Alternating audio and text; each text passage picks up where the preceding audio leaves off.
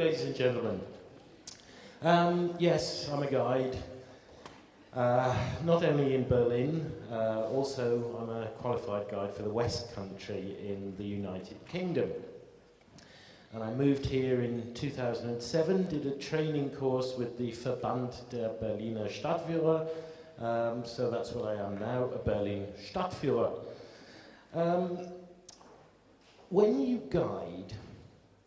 you guide anywhere in the world and you listen to your trainers, they all talk about a word, it's called TVP, Top Visual Priority. So if there's a palace, you talk about it because you can see it.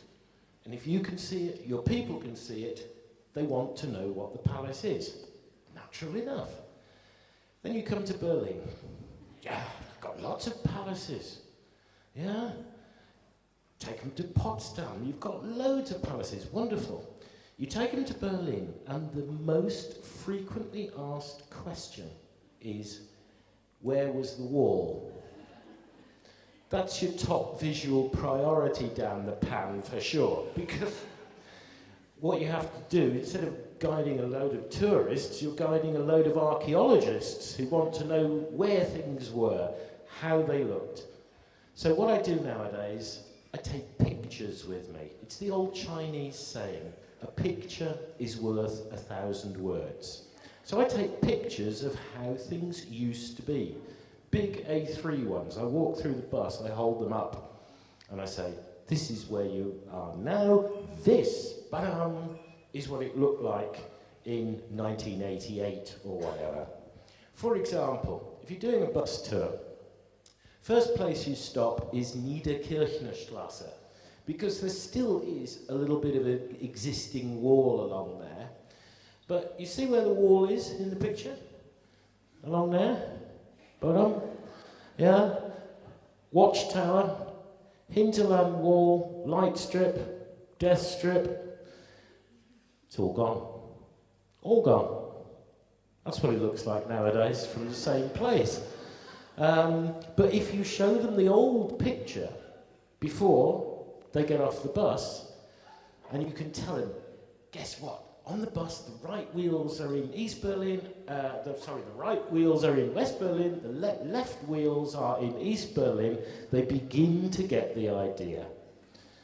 There we are, before and after. Then we come to Checkpoint Charlie. Now this is a real problem, because you can see what Checkpoint Charlie was like.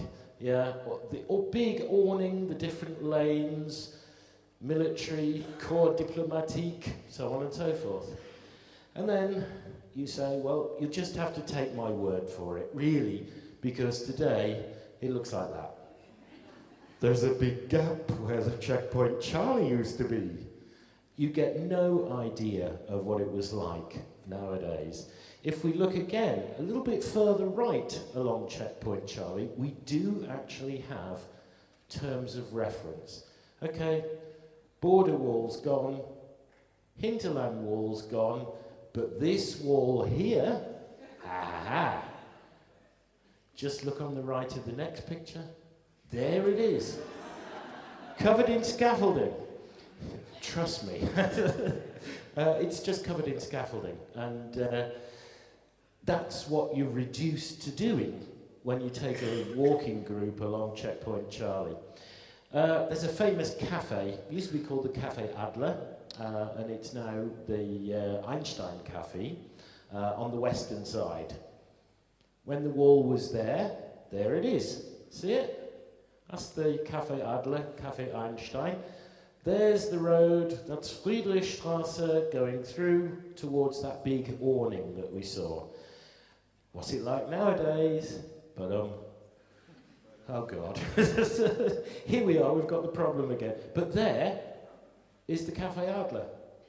You see? You've got that point of reference, and if you show people that, then you show them that, then they begin to get the idea where they are.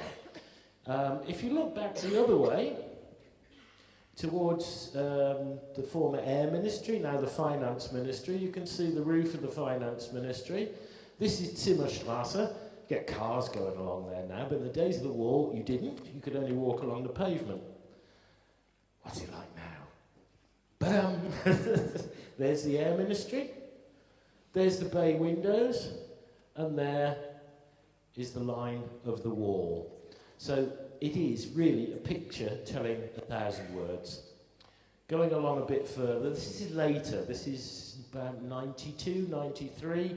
Again, we're looking along Zimmerstrasse with the junction with Markgrafenstrasse. Yeah, we've still got an old Trabant there, look, and a Wartburg. Wonderful days.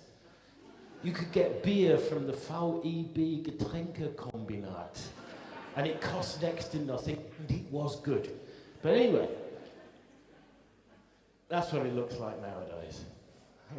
Please, people, you have to believe me. Just to get a reference, if we go a little bit further, same street intersection again, 1992, 93, Markgrafenstrasse going along that way, Zimmerstrasse going along that way, and we have these big, big towers in Leipziger Straße.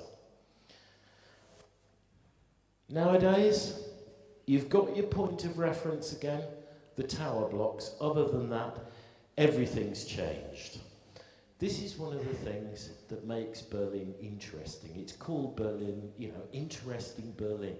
For me, the place is fascinating. I've been fascinated by it since 1979, which is the first time I came here, and I don't think fascination is ever going to stop. Thank you, ladies and gentlemen.